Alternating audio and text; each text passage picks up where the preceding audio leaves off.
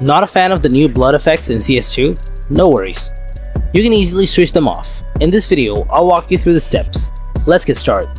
First things first, you'll need to enable the Developer Mode console. Begin by launching CS2 on your computer.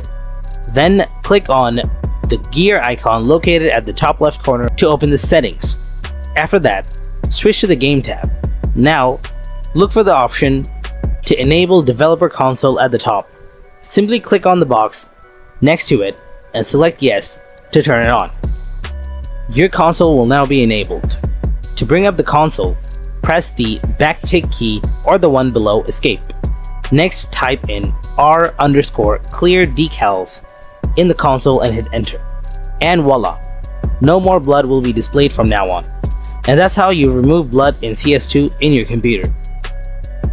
Enjoy the tutorial, don't forget to smash that like button and subscribe to our channel. And if you have any kind of questions, then please ask them in the comment section below. Thanks for watching.